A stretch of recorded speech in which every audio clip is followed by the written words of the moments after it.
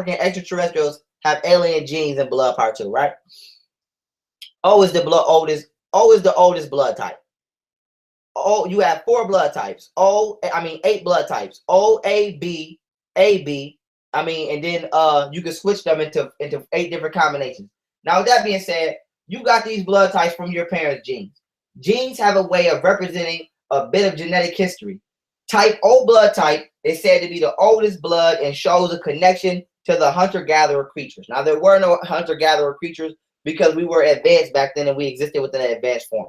Now, with that being said, when you delve into the ancient code article, right? This article published as what? Humans with blood type Rh negative belong to an extraterrestrial lineage, according to a new theory. Now scientists believe they have found out a fascinating thing in regards to Rh positive and Rh negative, according to this scientific theory. It is in the distant past, extraterrestrial beings visited the Earth and created through genetic manipulation the Rh negative, right, with an intention of creating a race of slaves. Ignore the slaves part. Don't believe that at all. And they want to put anything that ain't got to do with them motherfucking negative. So black people, we were slaves 500 years ago, and then aliens just made us slaves too. So when the fuck we ain't never not been goddamn slaves? Goddamn. What the fuck? But keeping it kicking. But aliens, really? According to investigators, this would explain why Rh negative mothers do not tolerate fetuses with Rh positive blood. How many times have Paul? How many times have I've been saying that shit since a year and a half ago? But keeping it kicking. Thus, this radical, hard to explain by most natural laws, intolerance could derive from an ancient genetic modification, why Rh positive and Rh negative groups tend to repel each other instead of merging. Okay? This theory goes back to ancient Sumerian times when a highly advanced alien race came from elsewhere in the cosmos, the Anunnaki, building and creating the first human societies. It is believed that these ancient beings planned and genetically altered primitive human species, creating stronger and more adequate beings that were used as slaves in the distant past. Pause. It is a scientific fact, which I'm getting ready to prove in a minute. I did it before. I'm going to do it again in this presentation, that all non-Africans are only 6,000 years old. So with that being said, there was no such thing as white people 6,000 years old. We can prove that black women have been here for damn near long as the planet been here. So if extraterrestrials came down and interacted with anybody, by default, it would be African people because we were the only fucking people here, period. Especially 200,000 years ago. Now, with that being said, the Rh negative will be the legacy that the Anunnaki left on Earth, among other things. Interestingly, the negative Rh strain is characteristics, for example, of the British royal family, which has generated controversial theories about a possible extraterrestrial lineage. Although this hypothesis has not been confirmed, the disturbing question it generates floats in the air: how civilized world will react to the fact that a small portion of the Earth's population has a genetic code that has been altered in a distant past by highly advanced extraterrestrial beings. This is science. This is science. This is science. This is science. Okay, let's keep it kicking. Now we finna get freaky now. Now we finna get freaky. Okay? Now we finna get freaky. See, I'm not about to play I didn't really come in here to play games today. I really didn't. Now here we go. Genetic origins of non-Africans. Okay, descendants. Part 1, right? This is an African woman. Okay? This is an African woman.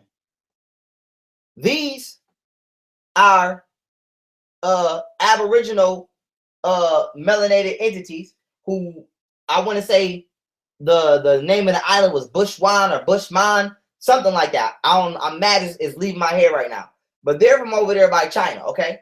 So I went basically to the 4 corners of the earth and got every type of African descendant you could from a melanated woman. So I have a black queen straight from Africa. I got your Aboriginal melanated deity that was over here in North and South Americas. I got my Caribbean queens right here. I got another queen right here from Africa. And even though they're light-skinned, the reason I put her in here is because their tribe has never had sexual reproductive events take place with anybody that's non-African, and they're light-skinned. So I did that to show y'all that black people, we naturally come light-skinned too. Now with that being said, and then I have these goddesses right here from over there by the continent of Asia. So this is to show you the African gene, or the mitochondrial Eve gene, existing without Neanderthal influence all around the world up until 6,000 years ago. Now, why is this important? All non-Africans are part Neanderthal. Genetics confirmed. This ain't no motherfucking theory, no speculation. This is confirmed by genetics. If your heritage is non-African, you are part Neanderthal according to a new genetic study. This is posted, whatchamacallit? Post date was July 18th, 2011 in the July issue of Molecular Biology and Evolution. So this is not up for debate. So when we're talking about extraterrestrial genes, we are the extraterrestrials. We have the genetic composition created from the cosmos. Everybody else is hybrid and is tainting the bloodline of African people. Now let me keep this pushing. Genetic origins of non-African descendants, okay? What is a hybrid? In biology, a hybrid is the offspring of two plants or animals of different species or varieties, such as a mule, right? A hybrid of a donkey or a horse. Now I want y'all to keep a mule in y'all mind because I'm gonna use the example in a minute, right? Definition number 2, a thing made combining two different elements in the mixture, right? Now why is this important? Because they will tell you that this nigga comes from us. That's what they say. They say, oh, we evolved and blah, blah, blah, blah. And white people is, what they tell you is black people went up into the cold, okay? And then somewhere it got so goddamn cold that a nigga lost his melanin and turned white. But what they don't tell you is, even if you go into the cold, right? Let's just hypothetically say you turn white when you go into the cold. Even if you give them that bullshit, stupid ass point, what that got to do with a calcified pineal gland? What do that got to do with the A and B blood types, which is really antigens? The antigen is a toxin or foreign substance introduced into the body that invokes a response in the immune system. How did we get antigens in the blood? How did we get calcified pineal glands? How did our hair no longer become flocculus and become animal-based follicles to where we can get lice? So that being said, how did our entire biology change because we went somewhere where it was goddamn cold? How did we become Neanderthals by being in a cold where there ain't no Neanderthals? Neanderthals is monkeys and primates. I don't know no goddamn monkeys that live in goddamn Alaska. I don't know any. It might be. I've never heard of one. So with that being said, I don't know any monkeys that live up there in the goddamn on Mount Everest. So how the fuck did we go into Mount Everest and pick up? That's like saying you went to Alaska and picked up anaconda genes. Ain't no goddamn reptiles in the wintertime on this planet. So with that being said, the evolution theory is highly incomplete. Now, when they say first I'm gonna read the article, right? National Geographic proves teaching on Mr. Yakub. Okay, now watch this. The prestigious National Geographic Society has reported that scientists studying DNA have now confirmed that Europeans as a people are younger than we thought. Using the unbiased measure of genetic science, they point to the same birth date for the European as did the most honorable Elijah Muhammad. Professor Alan Cooper, director of the Australian Center for Ancient DNA and Research at the University of Adelaide, analyzing DNA from ancient skeletons, and found that the genetic makeup of modern Europe was established just 6,500 years ago at most. So Europeans are only 6,000 years old, period. Now, when they say Europeans come from melanated people, this is who they're talking about. But he is not us. See, he's not of African descent. The African is the bloodline is royal because it's non-Neanderthal. Now, this is a Dravidian. So this is one of them niggas that you see over there in India acting like he us, but he really not us. So when they say white people come from melanated people or black people, they're not talking about us. They ain't got, listen, Chinese people, Korean people, white people, all non-African people ain't got shit to do with our genetic lineage. We are in a whole nother bracket genetically and biologically. So let me tell y'all how the European was created. Okay? Or all non-Africans was created. Specifically, we're going to start with little Cody right here. Cody comes from him. This is a Dravidian. This is an albino Dravidian. So him is him, okay, in an albino state. And this is Neanderthal, okay? And then through genetic engineering processes and other processes that I explain step by step in my genetic engineering lecture, so I'm not going to do it over now, you get him. So long story short, assuming that you watched my genetic reincarnation lecture, you know what I'm talking about.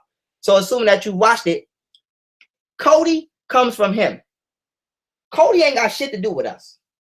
Cody ain't got nothing to do with us, okay? So get that in y'all head. We didn't evolve from these motherfuckers. We didn't do nothing. If the evolution theory not true, but even if it was true, it ain't got nothing to do with black people. It ain't got nothing to do with us. So what y'all got to understand is this is Cody's ancestry, okay? And this is why they say only if you're not of African descent, you're not a human being, because everybody comes from Neanderthal genetic installments. They're not purebred genetic organisms like us. This is why we're deemed extraterrestrials and we have the royal bloodline, because our genes are, for one, not even from this planet, and for two, our DNA comes straight from the cosmos. It's organic. We don't have any Neanderthal traces and shit like that in us. Now, with that being said, genetic origins of non-African descendants, part 3. Now we want to talk about where Spanish people and Chinese people come from. When you take a Mongoloid, right? A Mongoloid is like a Genghis Khan looking person, a Mongol. So these would be like Chinese people, Asian people who are also Neanderthal, right? When Mongoloid people and Chinese people, because we're talking about where does Hispanic culture come from, okay? When Mongoloid people and Chinese people started coming over here, along with Christopher Columbus and all of them, what y'all got to remember is Italians were walking the planet. Now, Italians are basically like mulattoes. Long story short, Hannibal went over there to Italy, conquered, did what he did. They interbred with the European women over there, or with the Caucasian women over there, okay? The Caucasian women were mulattoes, and then once the mulattoes actually started to go back to the Caucasian-based genetic organisms sexually reproduced, they became what you call Italians. This is why Italians have a natural tan. The average Caucasian doesn't have a natural tan. When you watch Jersey Shore and you see the Italian on there, the Italians on there, they look more peachy as opposed to pale. That's because they have a small concentration of melanin, just like Chinese people. This is why they call Chinese people the yellow man. Okay, they don't call him the white man. They call him the yellow man because he has a small concentration of melanin that's at a higher content than the Caucasian. A Caucasian. The word Cauc comes from caucus, dead corpse. Asian. A Caucasian is a genetically dead Asian. So he is him genetically dead. Okay, now let me show you where Mexicans and everybody and Hispanic people come from. And like I said, this is not about racism. This is about education, because everybody needs to know the truth so that, you know, the world can go the way it's supposed to go. Now, with that being said, you have Mongoloid entities, right? When these Mongoloid entities, being Chinamen, Korean men, all of it, they all in the same family, Mongoloids. When these Mongoloids brought their ass over here, okay, and they started sexually reproducing with Italians and mulattoes, okay, and descendants of whatchamacallit. Oh, I done went too far. And they started reproducing with aboriginals, okay, or black people that was already over here. They created Mexicans and Hispanic people. So this is why Mexican people don't like getting called this is why Mexicans don't like being called a spick, or Hispanic people, they feel like it's a racist, or they don't like being called mutts. But you have to ask yourself, why would somebody call a Hispanic person a mutt or a spick? That's because they're mixed with all kind of genes. They're mixed with Mongoloid, Italian, mulatto, and that creates a Mexican. Now, if you look at this Mexican, his feet, he looked just like him. He looked just like him. So we have to understand where people come from. So she's from the Dominican Republic, okay? She's from the Dominican Republic.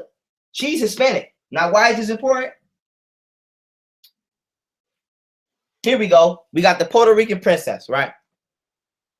Off of Love and Hip Hop. Now let's do a cycle lot, and I'm gonna use her as an example for why I'm doing this, for why this is important.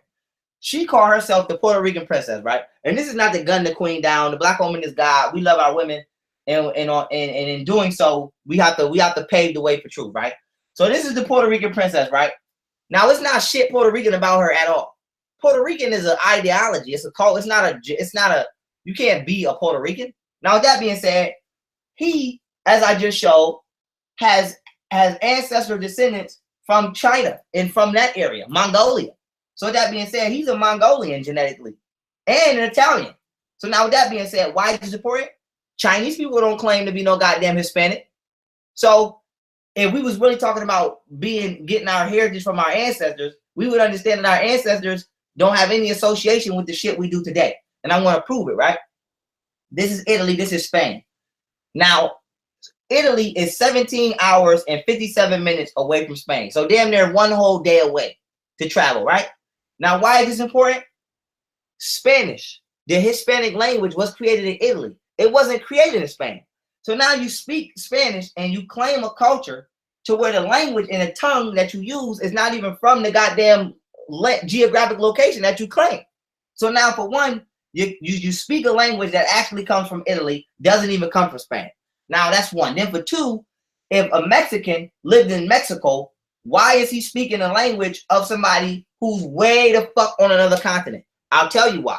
The same reason that I'm speaking English, because conquerors came over here and forced their ideology on you. She's from the Dominican Republic. He's a Mexican. So if he's from Mexico and he's over here in the Americas and she's from the goddamn Caribbean or the Bahamas and she's from Dominican Republic, there's no way in fucking hell that they should both have a linguistic system from Italy, let alone her. So now when we're talking about being Hispanic, she's not Neanderthal. She's black.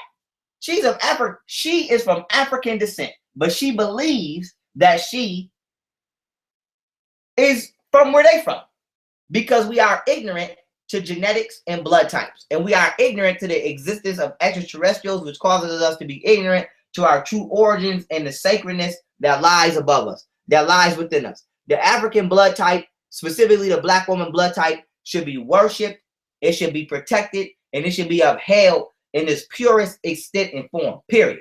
So now, with that being said, when we look at the facial features, she don't look nothing like them at all. But I'll tell you who she do look like. She look just like her. Look at the nose. Look at the nose. Look at the nose. Look at the lips. This is King Tut's mother. Okay? So she's talking about she's the Puerto Rican princess, but you don't look shit like a Mongoloid. You don't have Mongoloid DNA. And you speak a language that has nothing to do with where you're from. Okay? So with that being said, we have to stop being lost as a people and stop being ignorant to the science. Okay? So this just goes to show you the interdimensional handicap that black people are under. Period. Period. Okay, here we go. Genetic origins of non-African descents. Okay, part 4. Here we go. RH factor, monkey blood. So now what is the RH factor? Monkey blood. Exactly like I just said. What is monkey blood? The blood of a goddamn monkey. Okay? Now, who introduced monkey blood into the circulatory system of humanity? It couldn't have been African people or African descendants, because we don't have Neanderthal genes and DNA, and we was O negative. So what you have to understand is the A blood type is an antigen, as I explained, and the B blood type is an antigen. The A blood type is for dog, and the B blood type is for monkey. And this is why, like I said, we're not being racist, we're being scientific. This is why non-African people smell like wet dog when it rains, because they literally have dog genes. Now, why is this important? This leads to all kind of circulatory diseases, okay, or hemolytic or hemo-based diseases. So when you have sexual intercourse with somebody outside your race, okay, this leads to red blood cell hemolysis. Excuse the typo. Now, red blood cell hemolysis is basically when you ejaculate, because as a woman, we know that, a man can ejaculate his sperm into you.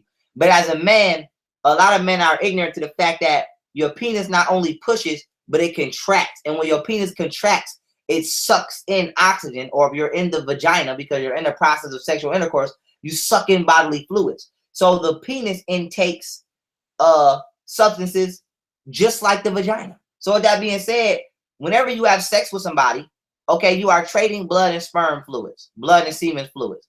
And with that being said, what happens is the Neanderthal and antigens in the blood of the person outside your race that you're having sex with travels to your bloodstream, and it literally begins to thin the protein in your blood and destroy the proteins in your blood. And when this happens, this is called red blood cell hemolysis. Now, once red blood cell hemolysis takes place, it leads to what is known as hemolytic disease. Hemolytic disease is when, as you can see here, a mother, the negative signs is symbolic to RH negative. RH means rhesus monkey. Rhesus monkey is an actual monkey. So when they say you're positive for rhesus monkey blood, RH positive, I mean you're positive with having rhesus monkey blood. Now, this mother is negative, but the baby is positive because she has sex with an RH positive father. So now what happens is the body literally identifies, the mother's body literally identifies the baby as something foreign, and it sends antibodies, okay, or red blood cells over the placenta to terminate and kill the baby, because the body is saying that this is a foreign species inside of me that doesn't exist. Now, with that being said, let's go into hemolytic disease a little more. Hemolytic disease is the allergic reaction that occurs when an Rh negative mother is carrying an Rh positive child. Her blood builds up antibodies to destroy the alien substance. It says alien substance, the same way it would a virus, thereby destroying the infant. But the question is, why would a mother's body reject her own offspring? Answer: nowhere else in nature does this occur naturally. The same problem does occur in mules, a cross between a horse and a donkey. This fact alone points to the distinct possibility of a crossbreeding between two similar but genetically different species. Now, why is this important? Remember earlier when I read the definition of hybrid, and it said, and it broke down the proponents of a mule and a donkey. Now, hemolytic disease occurs when you study genetic engineering. Any entity that is genetically engineered, aka spliced with two different formats of DNA, automatically suffers from hemolytic disease, and they can't sexually reproduce. So with that being said, the fact that Caucasians have introduced hemolytic disease into the field of sexual reproduction shows that their genetic composition is not natural. And the fact that they have human and monkey DNA, but we know that a human can't impregnate a monkey, also shows that an unnatural genetic composition took place, okay, in order for them to even be walking around and be manifested today. So with that being said, we have to understand the deep proponents of science, because that's the only thing that's going to unlock our minds to the true understanding of where we come from as far as celestial origins. Now, with that being said, let's keep it kicking. Did ancient Egyptians document extraterrestrials? You see the elongated heads of the children. You see the elongated heads, okay, of the king and the queen. Without me going into an entire historical account on this depiction, we're just going to keep it in this field right now. Elongated head. We're not going to worry about who specifically they are or anything right now. I want y'all to just pay attention to the elongated heads. Now look at the elongated heads of these actual brothers from Africa. Now look at these elongated skulls that was found, right? Now we're going to keep it kicking, because I want y'all to keep that in your head. Truth behind the scenes. Actual and revealing news, okay? Shocking DNA results show that the Star Child skull is alien. Now, they found the Star Child skull. They found the skull that they named it the Star Child skull because they said it come from the stars. And it's of a child, right? And this is the skull right here. You're looking at it. Now, why is this important? This skull, right? It's a 900-year-old human-like bone skull with distinctly non-human characteristics. It was unearthed in the mine tunnel near New Mexico's Copper Canyon around 1930, right? The Star Child Project is an informal research group that has coordinated numerous scientific investigations since its founding in February of 1999. Now, why is this important? The Star Child skull was genetically tested, okay, and it only matched 1 out of 167 different haplogroups. Now, if you don't know what a haplogroup is, let me explain.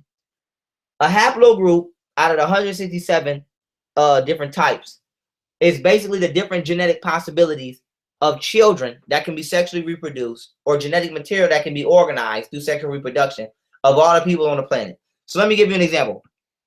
If me being a black man, if I have a baby with a white woman, that might be haplogroup 1. If I have a baby with a black woman, that might be 2. If I have a baby with a mulatto woman, that might be 3. If I have a baby with a black person that's mixed with Chinese, that might be 4. So out of all of the different genetic formats of people walking around on the planet, there is 167 total possibilities of the type of genetic person you can produce. Now, why is this important? The goddamn Star Child skull only matched 1, which means there's 166 DNA sequences that it doesn't match. So guess what the one is that it matches? You guessed right, the one of African descent. So with that being said, the other thing about this skull that makes it so extraordinary is it's the skull of a baby. Now, why is this important? If it's the skull of a baby, it has to have parents. So they found the baby skeletal remains. They didn't find no goddamn parental skeletal remains, which means wherever the parents are, they could still be running around this goddamn planet today. So with that being said, we have to understand that African people have genetic DNA, and you can see it all right here. You can see when we say the 124 alien genes or the genes that's not from this planet, you can see these brothers share the same elongated skull as the goddamn skull that they found on the ground. So that being said, according to Stephen Greer, his program has approximately 3,500 cases where ET vehicles landed and left physical traces, 4,000 cases where they have been tracked on radar and seen by pilots. An extraterrestrial's body was even presented, okay, that is most likely not of human origins, which I'm showing the body in the next slide. The evidence of UFO existence is overwhelming. There's more evidence for UFOs than there is for black holes, most of the theories in astrophysics, and most of the medications that you take. And yet there is a blockage in the mainstream media and scientific establishment saying where's the evidence. And this paraphrase in this section also comes straight out of the documentary. Period. Period. Period. Period. Now look at this. This is a real extraterrestrial body. This is a real. I'm gonna shut the fuck up and just let you look at it. I ain't even gonna say nothing for about 10 seconds. I'm gonna let you just look. I'm gonna let you just look. Crazy. Y'all done looking? Is it done fucking your head up yet? Okay, I'll give you about 5 more seconds. About 5 more seconds. See, I told you, I'm not coming with no month. I didn't come in here to play. See, we not talking about, dude, this is extraterrestrial. What the fuck more proof do you need? Nigga, this is the body. This is the body. Now, a lot of people gonna say, Pharaoh, how you know that that's their body? How you know that? Okay, nigga, X-ray don't lie. X-ray don't lie, bruh. X-ray don't lie, bruh. It got bones in there. It got bones and tissue in there, bruh. So ain't nobody make no motherfucking, ain't nobody make no dummy that good. Okay, where they put the bones in there too. The X-ray don't lie. The X-ray don't lie. So here we go. Let's keep it kicking. Let's keep it kicking. Let's keep it kicking. Okay. Look at that. They took the eye out. Okay, they're doing the autopsy on the extraterrestrial. They're doing the autopsy. And so we can see here that this is an actual corpse, actual body. This is not no made up shit. This is not a hoax. It's not fake. It's real. Now, for niggas who might have an even more hard time accepting the truth, I got the video testimony from the Serious Disclosure documentary of the motherfuckers who did the damn radiology on the being, and I'm about to let you listen to the doctor confirm that it's real. So now listen to this. Upon arriving in Spain to look at the being for the very first time, I was kind of skeptical. It was definitely a game changer for my thought process to actually see it in person than to see it on film. The first thing we had to do was go to the radiology lab because we needed x-rays and CAT scans before we did anything. The head radiologist at the center saw the being and was quite impressed. And the first thing she said was, wow, that looks like an alien. And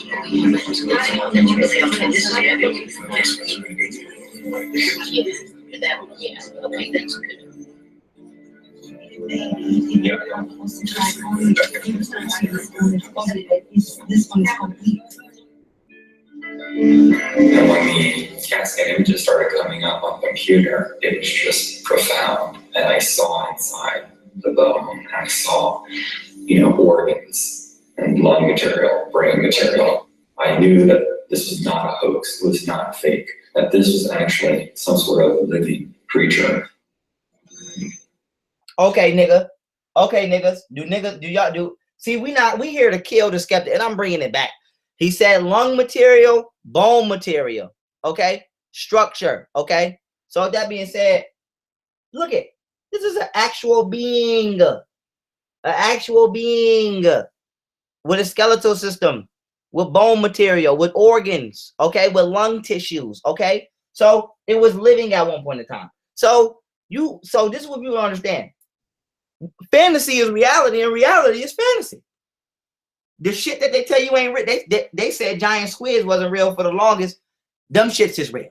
Okay? You think motherfuckers just wasted all that goddamn time in ancient times telling people that it's a motherfucking kraken out there that'll eat your goddamn boat? You think they just made that shit up? Okay. So with that being said, you think our ancestors just made up the existence of extraterrestrials? Even for niggas, even for Aboriginal niggas, for niggas who don't identify with Africa, that's cool. Okay. That even over here, the Indians call their ancestors star people. They say their ancestors came from the star. The Dogon tribe of Mali sharpen their teeth to mimic reptilians. What are you talking about? You think our ancestors just documented all of this shit because it was cute? Motherfucker. So where do you think information comes from? It comes from a conscious field. Okay, that's shared by everybody. Period. So with that being said, we need to understand that it's higher planes of existence that we are denying ourselves. Okay, period. Let me keep it kicking. Stephen Greer on first starting out. Stephen says he first formed the CSETI, aka the Center for the Study of Extraterrestrial Intelligence, okay, to form a diplomatic corps to make peaceful contact with these ET civilizations. He later goes on to say how he started a set of protocols to make contact, and sure enough, we had spectacular success. He says, right? This got picked up by the intelligence community, aka the government. So by 1992, I was getting visits from the head of Army Intelligence and other 3-letter agencies. So Stephen Greer goes on to say, my intention was never to get involved with trying to disclose the issue. My interest was in the whole concept of making contact for peaceful purposes and to advance civilization from a planetary civilization to an interplanetary civilization. Now, but along that way, a man who is friends with the director of the CIA at the time, by the time Clinton became the president, said, quote, you're going to be the first person to brief the director of Central Intelligence, aka the CIA, and the Clinton administration on this, because they had made inquiries, but they had been lied to. This is coming straight out of my man. This is coming straight out of from Stephen Greer. Okay, Roswell incidents leads to USAPs. The incident at Roswell, okay, led to the event of bringing forth material that could be publicly studied. This caused the government to make a change in its national security organization. Within weeks of the Roswell incident, the CIA was formed. The Air Force was also formed by being split out of the Army Air Force. This also, in the end, led to the development of USAPs. This is why President Eisenhower, even though he knew about the subject on a fairly deep level, had completely lost control of it by 1961 when he left the office. From this became a separation between legitimate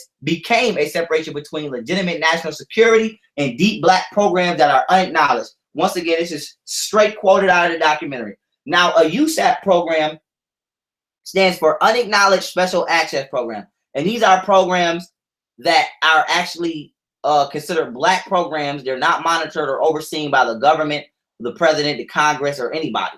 So this is why Edward Snowden got in trouble, because he told on a secret operation, that was actually overseen by the president. These are not overseen by the president or the Congress or underneath the scrutiny of the citizens of this country. So therefore, you can't get in trouble for talking about it. Now, with that being said, USAP black budget, okay? This is a secret unacknowledged budget, right, that runs from $100 to $200 billion a year. The Pentagon's own auditors admit that it cannot account for 25% of what it already spends. There are a minimum of 2.3 trillion unaccounted for funds and transactions. That's $8,000 for every man, woman, and child in America. Now remember, on September 20th of 2001, Donald Rumsfeld held a press conference to state that the Pentagon was missing more than $2.3 trillion. But the next day was 9/11. Okay? And remember also in 2001 is when Stephen Greer and them held that conference in Washington, D.C. to expose extraterrestrials. So the government knocked down 9/11, not only to carry out the agenda, but to create a story in the media line that would allow you to be distracted from the fact that they just almost got outed on high intelligence of extraterrestrials, as well as to make you forget about the $2.3 trillion that came up missing, because if you would have investigated and tracked it, you would have seen that it was going to these USAP programs who are actually reverse engineering extraterrestrial technologies from crashed UFOs and creating what is called ARVs, alien reproduced vehicles, as well as other destructive arrangements on the planet Earth. Now, with that being said, let's keep it kicking. Official testimonies on USAP programs, Black Budgets, Part 1, right? This is Daniel P. Sheehan. He's a constitutional attorney, and he's quoted stating, "It's now the military-industrial intelligence complex that are moving bureaucratically toward establishing dominion and control over the entire democratic process in the country, and they're waging war, invading the Middle Eastern oil fields, and occupying the oil fields, attempting to establish what they themselves refer to as full spectrum control." Testimony number 2, Michael Schrack, military aerospace historian. "We're spending well over $100 million per day on classified programs that have no congressional oversight, no public scrutiny, and no monitor of these programs. A number of these programs go directly through Congress totally. When you start going through these documents, these programs start dropping off the radar screen. These are the classified programs within the defense budget. I mean, these are all classified programs within the defense budget, but they don't supply any technical information on the program." Keeping it kicking. Once again, official testimonies on how USAPs work. Daniel P. Sheehan, constitutional attorney. "They have formed alliances amongst themselves, right, of the industry that makes money by building war machines, the military that uses the war machines and justifies them, okay, and the intelligence community that is not really an intelligence community. It's a covert operation community armed with military weapons and nuclear weapons.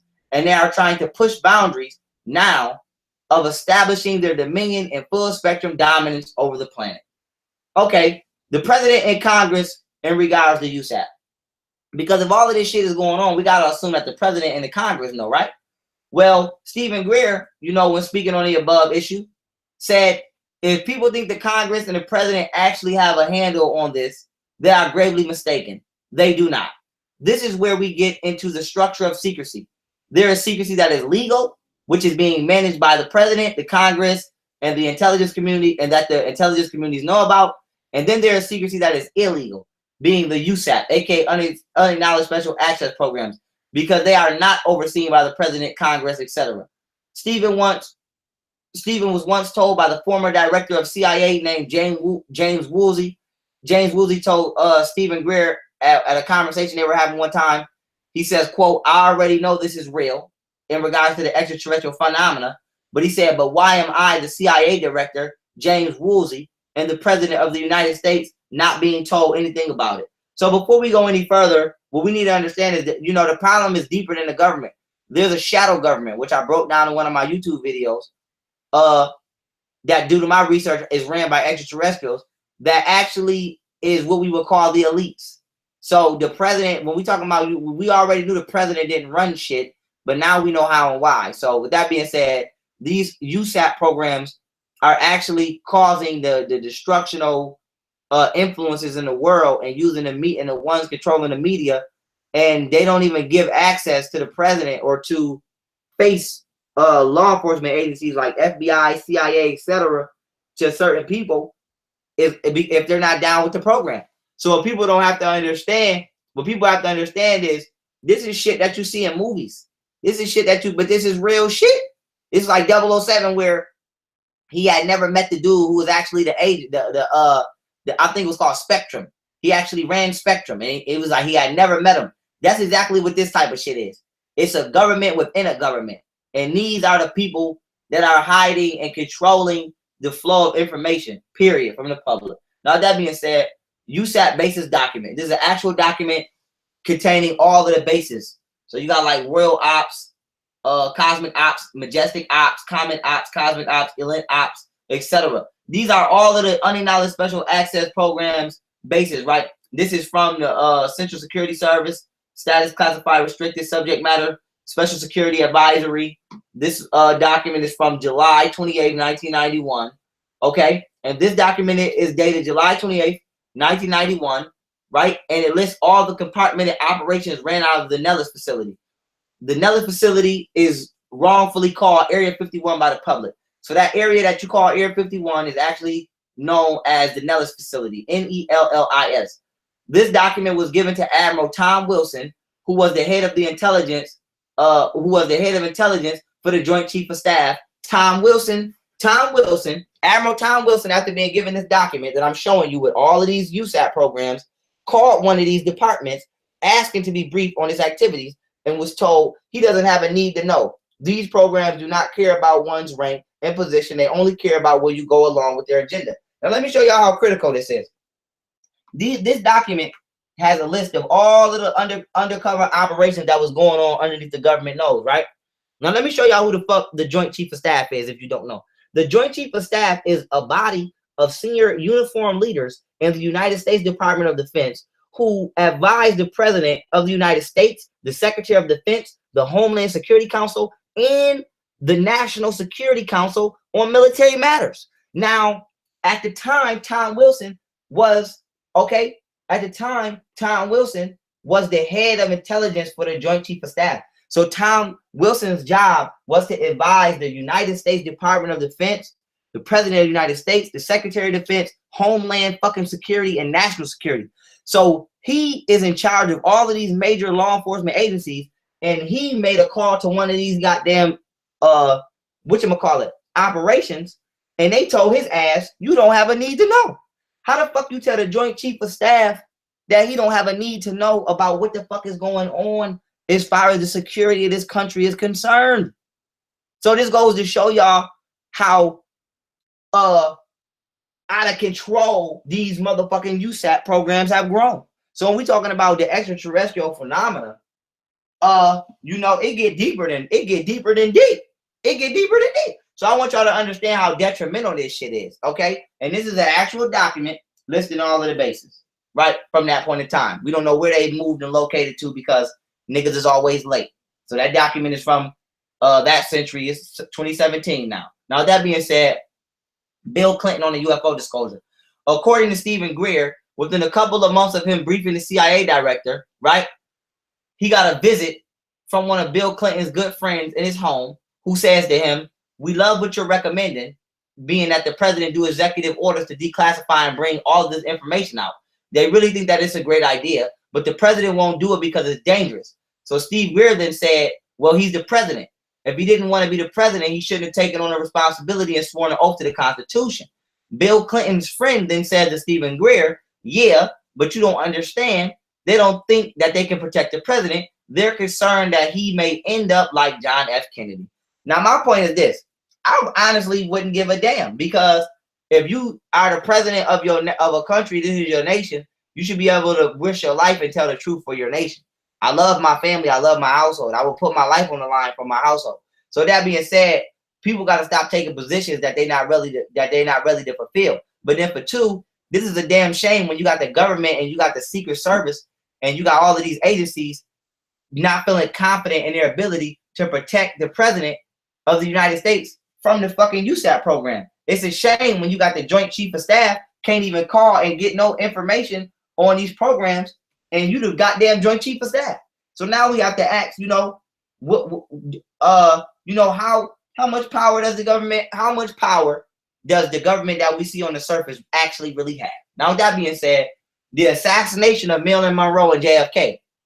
I bet y'all didn't know Marilyn Monroe and John F. Kennedy got killed behind extraterrestrials. I bet you didn't know that. Now watch this. According to Stephen Greer, John F. Kennedy intended to shrink the military-industrial complex and also had plans to virtually dissolve the CIA, who were involved in some nefarious plots, including the sale of narcotics. JFK also wanted the UFO matters disclosed. These and other reasons eventually led to his assassination. Let's keep it kicking, right? JFK's mistress, Marilyn Monroe, was assassinated first before he was for trying to expose info he had given her on the UFOs at a public press conference. This was found out by the CIA through a wiretap, which was documented of her conversation on August 3rd, 1962, just 2 days before her death on August 5th, 1962. Don't worry, I'm showing the document in the next slide. Now, with that being said, after being jilted, which means like shunned away, abandoned, or basically she got curved by the Kennedy brothers because she was having sex with both the Kennedy brothers, she became upset and hurt. Out of this hurt stage, she called Robert Kennedy, a socialite in New York, and an art dealer friend of hers, stating that she was going to set up a press conference and tell the public what JFK had told her regarding objects from outer space in the 1940s in New Mexico that had crashed and been retrieved.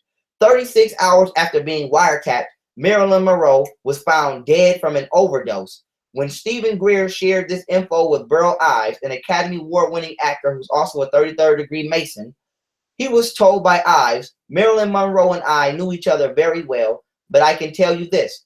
All of us who knew her knew that she had been murdered, but it wasn't until today I knew why. And this is straight out of the book and straight out of the documentary. Now, with that being said, let me show y'all the documentation. Let me show y'all the documentation to prove this shit. Let me show y'all the documentation to prove this shit. Assassination of Marilyn Monroe and JFK Part 3, right? This document has been authenticated by the top document authenticator in the fucking world. So with that being said, I don't want nobody talking about it's fake. I don't want no, it's already been authenticated. Now, you probably can't read this document word for word, and it has multiple pages. I only threw you up one. You can see it says CIA wiretap of Marilyn Monroe, original, not for publication, August 3rd, 1962. So, and with that being said, I'm gonna flip to the next slide and read to you what this document says. Okay. Country, New York. Subject, Marilyn Monroe. Date, August 3rd, 1962. Right? Reference, Moon Dust Project 46. Wiretap of telephone conversation between reporter Dorothy Killigan and her close friend Howard Rother. Right? From wiretap of telephone conversation of Marilyn Monroe and Attorney General Robert Kennedy. Appraisal of content. Rothberg discussed the apparent comeback of subject with Killigan and the breakup with the Kennedys. Rothberg told Killigan that she was attending Hollywood parties hosted by the inner circle among Hollywood's elite and was becoming the talk of the town again. Rothberg indicated in so many words that she had secrets to tell, no doubt arising from her tryst with the president and the attorney general. One such secret mentions the visit by the president at a secret air base for the purpose of inspecting things from outer space. Killigan replied, right, that she knew what might be the source of visit. In the mid-50s, Killigan learned of secret effort by US and UK governments to identify the origins of crashed spacecraft and dead bodies from a British government official. Killigan believed the story may have come from the New Mexico crash in the late 40s. Killigan said that if the story is true, it will cause terrible embarrassment to Jack, aka John F. Kennedy, and his plans to have NASA put men on the moon. Number 2, subject repeatedly called the attorney general and complained about the way she was being ignored by the president and his brother. 3, subject threatened to hold a press conference and would tell it all. 4, subject made references to bases in Cuba and knew of the president's plan to kill Castro. 5, subject made references to her diary of secrets, what the newspapers would do with such disclosures. Top secret, signed by Jane Angleton, who worked for the FBI at that time. So with that being said, they tapped her phone and she was mad and she was very upset and motherfucking, she was mad that John F. Kennedy was stiffing her and she was like, nigga, if you don't want to take my calls, I'm going to hold a press conference and I'm going to tell the public all the top secret shit you shouldn't have been telling me because you was pillow talking. And the motherfucker, little did she know that her phone was tapped and they killed her motherfucking ass exactly 36 hours after she thought she was about to plan a press conference and tell it all. So with that being said, Marilyn Monroe and John F. Kennedy both got killed for trying to expose that extraterrestrials exist to the public. Now, here you go. Now you have it. Now, with that being said, is the government/media purposely blocking information? Part 1. The following is a page out of the Unacknowledged book confirming the document where the CIA confirms infiltrating the media. Right? I scanned this right off the page. This is page 104. I scanned this right off the book. Now, that being said, it says, this is a serious matter and not just for the UFO/ET subject. Okay, CIA document states, the Public Affairs Office now has relationships with reporters in every major wire service, newspaper, news weekly, and television network in the nation. In many instances, the PAO has persuaded reporters to postpone, change, hold, and even scrap stories that could have adversely affected national security interests or jeopardized sources of methods. The corruption of the media means our democracy has been undermined along with our basic constitutional protections. If you control the information flow through the elite media, and the only place where you can get the information is through the tabloids, which is where they want it, because it is discredited there on the internet, where there is so much false information mixed in with the real information that you don't know what to make of it. This creates complete confusion. So that being said, this shows you that they are controlling and stopping the flow of information in regards to extraterrestrials purposely. This is being done purposely and divisively by the government to keep you from knowing. So that being said, it's really all in the pudding right now. It's really all in your face. Okay, period. Now, with that being said, is the government / media purposely blocking this information? All right, supposed to be part 2. Daniel P. Sheehan, right? There's a finding, and this is quoted. He said this in the documentary series of Onion Knowledge. There's a finding that the High Committee made, right? That they had 42 full-time CIA paid employees that were inserted inside the major national media news centers, and most of them ended up being the so-called national security reporters. I know reporters from Time magazine who have told me specifically that they provided the stories and their editors have spiked them. There's been a decision made within the national security state infrastructure to ridicule and dismiss cases that they know positively are cases of genuine sightings of UFOs and extraterrestrial beings. That's perfectly clear. Next testimony. Michael Schratt, again, military aerospace historian. When you go to a supermarket checkout and you look at the tabloids, what you may be reading there are actual stories of actual events. But when it's portrayed through the tabloids, it gets discredited. And they make sure they keep shit in the tabloids because you think it's some bullshit and you won't read it.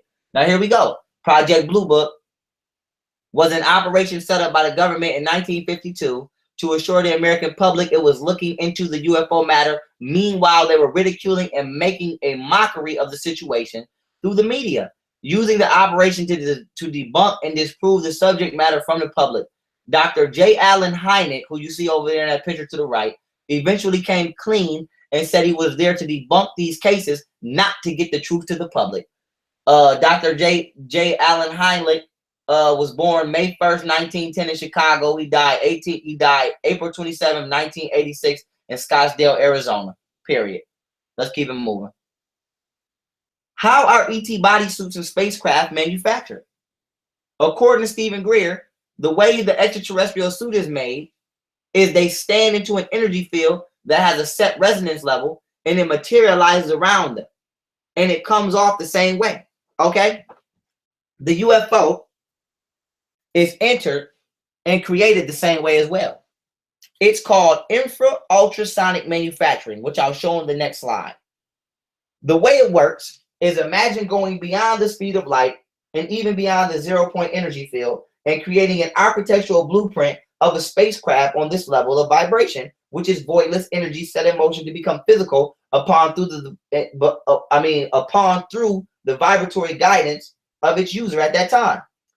This level can be considered the astral level, or what science considers celestial light level of existence. And what happens is the conscious constructs are then resonated into this dimension physically through sound frequencies, being cymatics and sonic geometric frequencies. So upon its becoming physical state, the craft recruits atoms, molecules, and structures through electromagnetic compositional attractions. Okay?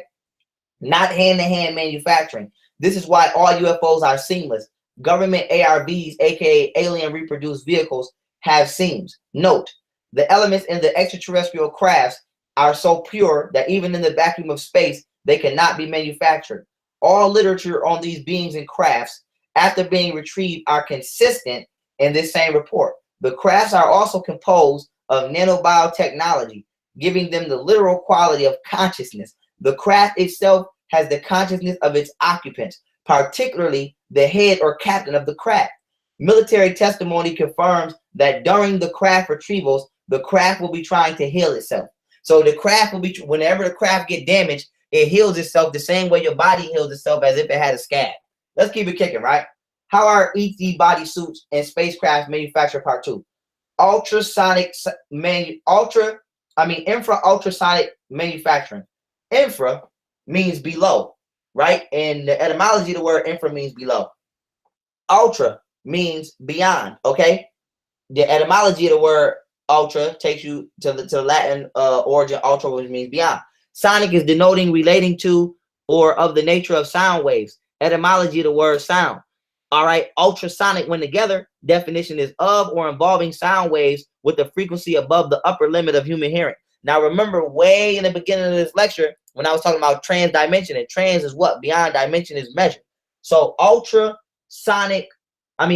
ultrasonic manufacturing. Manufacturing is to produce. What you're saying is the way that extraterrestrial bodysuits and spacecraft are created is through below or beyond, right, sound waves with a frequency above the limit of human with a frequency that is above the ability for humans to detect it. So for me to give you an example, it would be like how precipitation becomes liquid water and ice. So what they do is they put the idea, the consciousness, as well as the intellectually composed blueprint on the level of which science calls celestial light, which is basically the astral plane.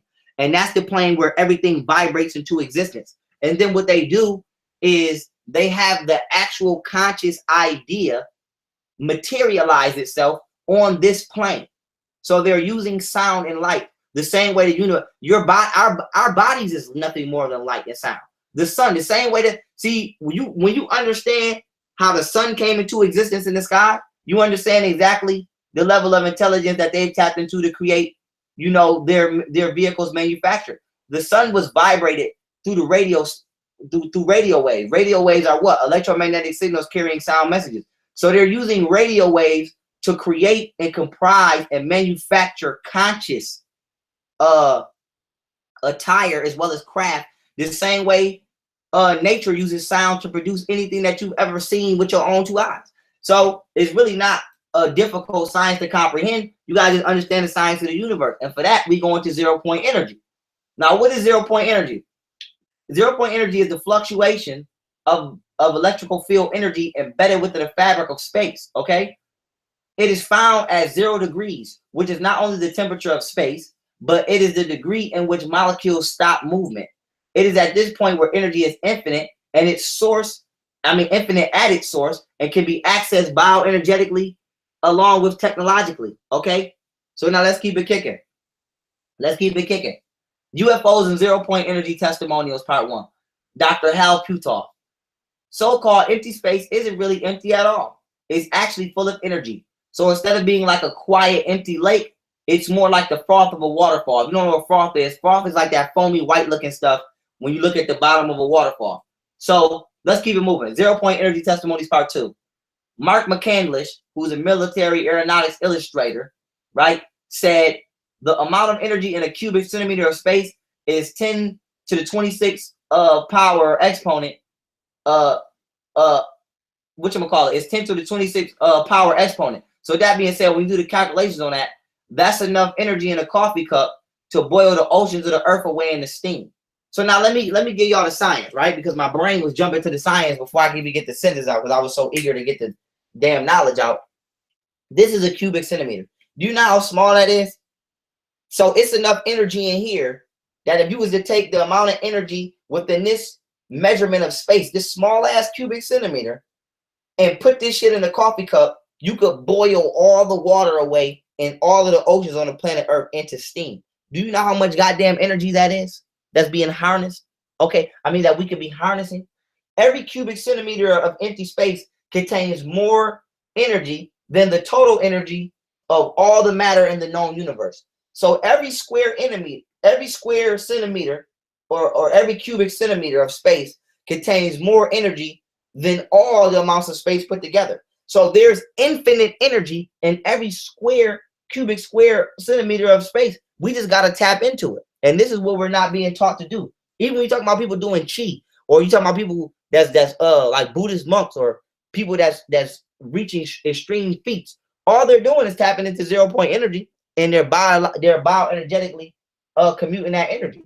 So that being said, UFOs and 0-point energy testimony, part 3, Richard Doty. they had a piece that they thought was plexiglass, a rectangular piece of plexiglass, for years before they figured out it was an energy device for the craft. And it was connected, right, in such a manner that this device could power a very small watch or anything up to a city. The power was determined by what the demand on it was. So each of these crafts had one of these. Okay, next. Does zero-point energy technology exist?